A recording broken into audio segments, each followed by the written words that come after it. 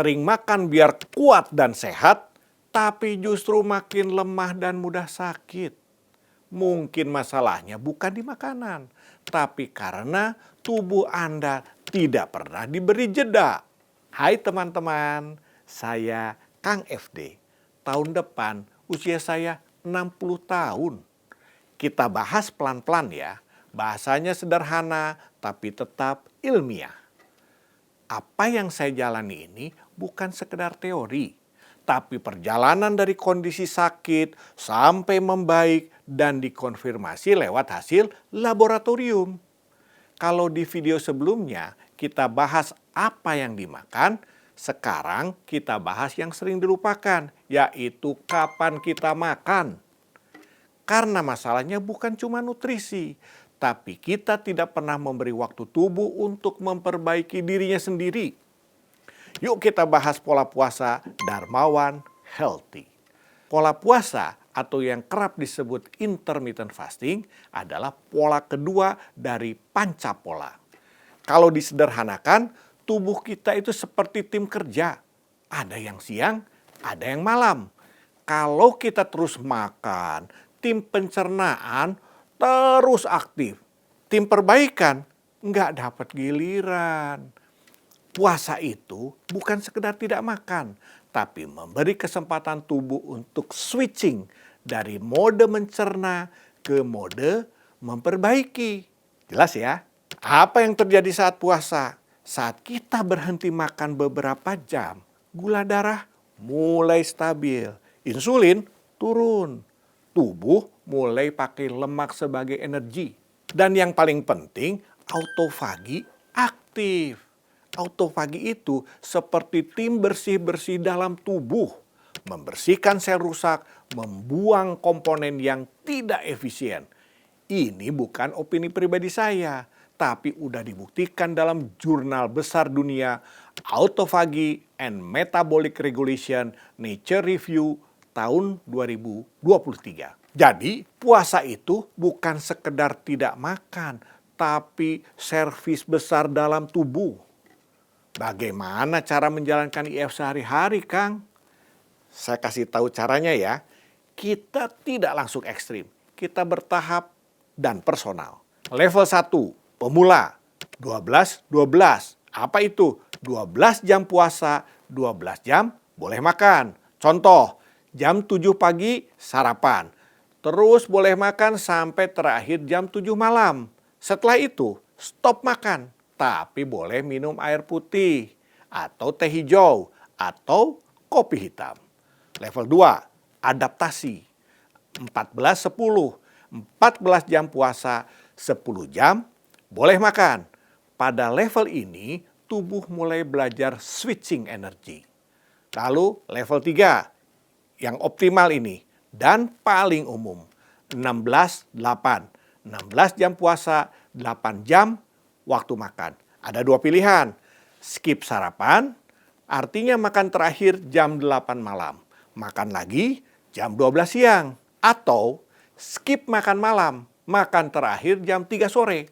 Makan berikutnya sarapan pagi jam 7. Di saat jam puasa itu, ingat ya, tetap boleh minum. Di fase ini, banyak orang mulai merasakan energi lebih stabil, tidak mudah lapar, lingkar perut mulai turun. Untuk level lanjutan seperti one meal a day, sebagai contoh Om Disi, Deddy Corbuzier ya, dalam beberapa kesempatan beliau bilang menjalankan OMAD sehari-hari. Kalau Akang gimana? Saya pribadi sehari-hari menjalankan 16-8. Lalu setiap Senin Kamis, one meal a day. Karena saat sahur, saya hanya minum air putih plus sari lemon dan garam Himalaya untuk memenuhi kebutuhan mineral. Lalu, sebulan sekali, IF 72 jam. Buktinya bisa dicek di media sosial pribadi saya ya. Tapi ini tidak untuk semua orang. Harus bertahap dan dengan pendampingan ya. Kenapa harus bertahap? Karena tubuh itu adaptif. Tapi butuh waktu. Kalau langsung ekstrim, lemas, pusing, stres metabolik. Sekali lagi, harus bertahap. Kemudian, apa yang terjadi dengan lemak saat IF? Saat puasa, tubuh masuk ke fat burning mode. Seperti mobil hybrid, awalnya pakai bensin, kalau tubuh kita glukosa ya, lalu beralih ke baterai, dalam tubuh kita lemak. Itulah sebabnya kenapa berat badan turun, lemak visceral berkurang, energi lebih stabil. Lalu apa dampaknya ke gula darah? Puasa membantu menurunkan insulin, menstabilkan gula darah, mengurangi glikasi. Dampaknya inflamasi turun. Ini didukung jurnal medis besar, Intermittent Fasting and Metabolic Health dari The New England Journal of Medicine pada tahun 2019. Jadi ini inline dengan prinsip utama kita. Stabilitas gula darah adalah fondasi kesehatan. Saya kasih warning ya, siapa yang harus hati-hati melakukan intermittent fasting? Karena tidak semua orang cocok langsung IF. 1, ibu hamil. 2, pasca operasi. Yang ketiga, gizi buruk. Yang keempat adalah gangguan lambung berat. Jadi tetap IF itu harus personal, bertahap, dan berbasis data. Yang sering salah paham, puasa bukan berarti balas dendam makan saat berbuka atau makannya sembarangan. Abaikan kualitas makanan. Ingat, puasa plus pola makan buruk hasilnya tetap buruk. Jadi jangan salahkan IF-nya ya. Kombinasi ideal itu adalah IF plus high protein, low carb. Di Dharma One Healthy, semua pola itu saling terhubung. Pola makan, bahan bakar. Pola puasa, perbaikan. Pola nafas, oksigen. Pola gerak, stimulasi. Pola istirahat, recovery. Ini bukan metode tunggal, tapi sistem yang terpadu. Dulu saya juga berpikir, lapar itu berbahaya. Ternyata tidak. Lapar yang terkontrol justru membuka pintu perbaikan. Sekarang saya rasakan sendiri.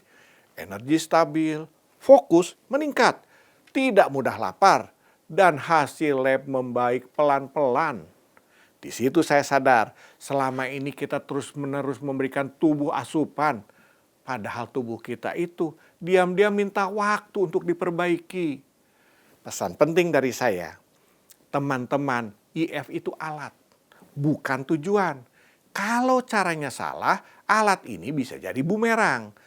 Tujuannya tetap memperbaiki lingkungan biologis dalam tubuh kita. Dan ingat, tidak ada satu metode yang cocok untuk semua orang.